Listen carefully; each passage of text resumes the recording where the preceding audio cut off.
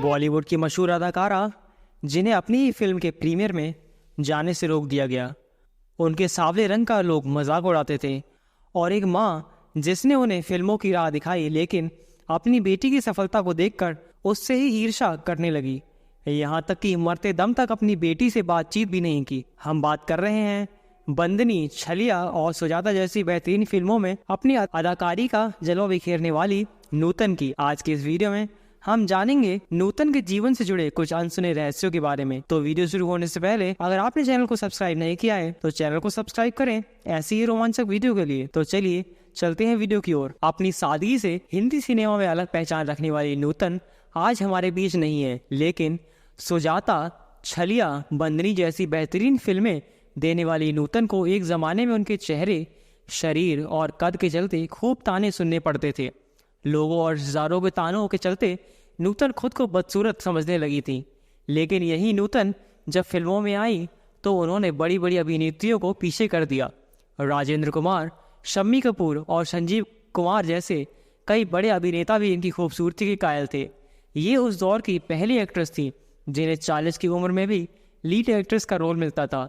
महज 8 साल की उम्र में नूतन ने माँ के नक्शे कदम पर चलकर अभिनय करियर की शुरुआत की।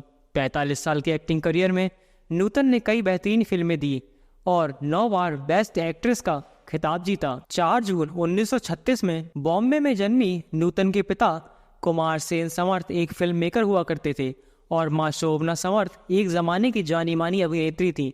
बचपन से ही नूतन का वजन काफी कम हुआ करता था, रंग सांवला और कद ऊंचा।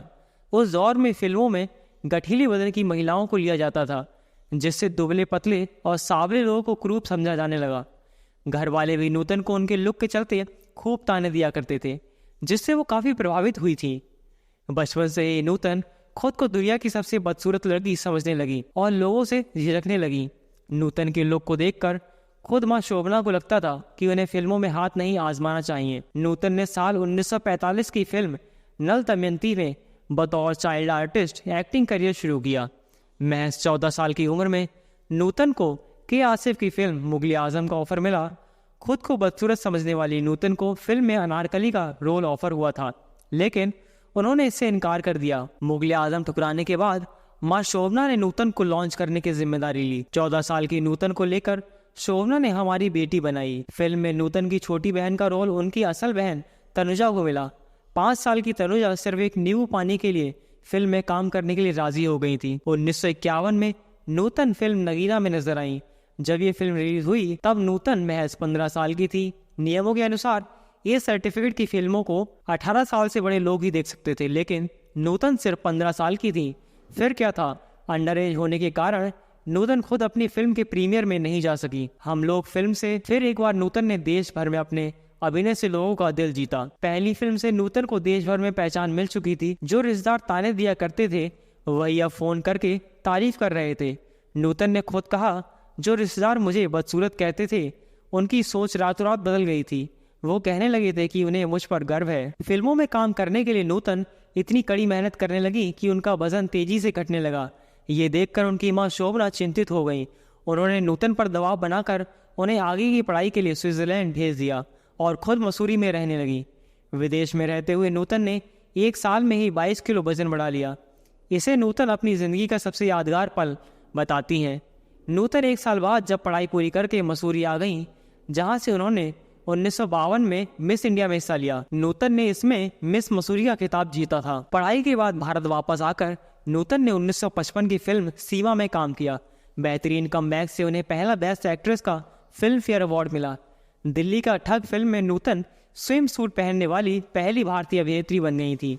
उनकी कामयाबी का सिलसिला ऐसा चला कि उन्होंने पेइंग गेस्ट, अनाड़ी, सुजाता, छलिया, देवी, सरस्वती चंद्र और मैं तुलसी तेरे आंगन की नजर आई। राजेंद्र कुमार नूतन के प्यार में पागल थे।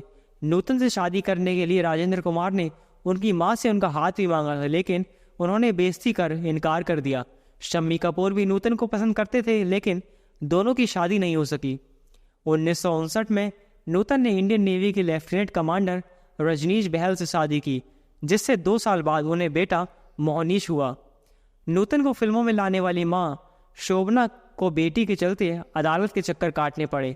दरअसल नूतन ने मां पर अपने पैसों को गलत तरीके से इस्तेमाल करने का आरोप लगाया था। दोनों का झगड़ा ऐसा बढ़ा कि उन्होंने 20 साल तक बातचीत नहीं की।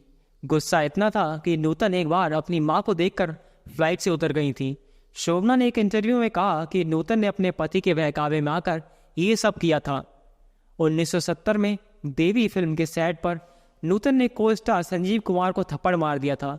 ये थप्पड़ नूतन ने अफेयर की खबरें सामने आने पर मारा था, लेकिन लोगों का मानना था कि ऐसा उन्होंने पति के कहने पर किया। रजनीश नूतन के दोस्तों के साथ भी बुरा बर्ताव करते थे, लेकिन नूतन को इससे कोई आपत्ति नहीं थी।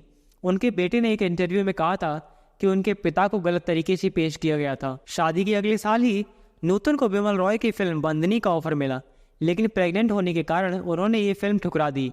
पति रजनीश ने नूतन को खूब समझाया कि उन्हें ये फिल्म करनी चाहिए, तो वो राजी हो गई।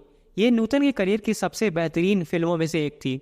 शादी के बाद नूतन फिल्मों में एक्टिव रही। वो अपने करियर में कामयाबी का श्रेय पति को दिया करती थी। ये अपने ज़माने की इकलौती एक्ट्रेस थी जो 40 की उम्र में भी लीड रोल में नजर आती थी। 42 की उम्र में फिल्म मैं तुलसी तेरे आंगन की के लिए बेस्ट एक्ट्रेस का अवार्ड जीतकर नूतन ने सबसे ज्यादा उम्र में ये अवार्ड जीतने का रिकॉर्ड बनाया था। 1976 की फिल्म मैं तुलसी तेरे आंगन की के बाद नूतन सपोर्टिंग रोल निभाने लगी।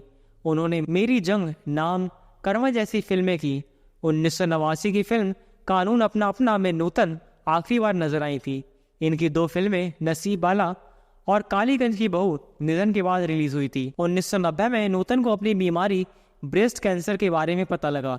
कैंसर का पता लगने के बाद भी नूतन फिल्मों की शूटिंग करती रहीं। कुछ महीनों बाद फरवरी 1991 में तबीयत बिगड़ने पर नूतन को मुंबई के ब्रीच कैंडी अस्पताल में भर्ती कराया गया, जहां उनकी 21 फरवरी को मौत हो गई। नूतन की मां ने 1992 के एक इंटरव्यू में बताया था कि 21 फरवरी को वो अस्पताल में नूतन के कमरे के बाहर बैठी थी।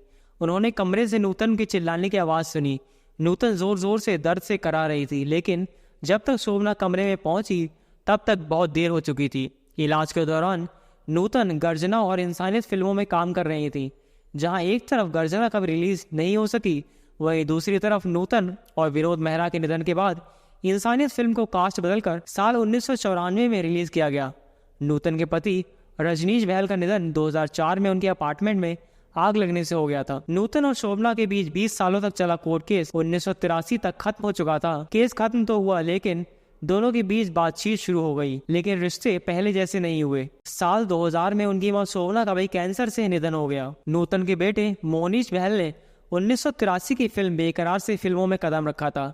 जब उन्होंने सूरज बड़जात्या की फिल्म मैंने प्यार किया का ऑडिशन दिया तो डायरेक्टर ने ये कहते हुए उन्हें लेने से इनकार कर दिया कि वो नूतन के बेटे हैं।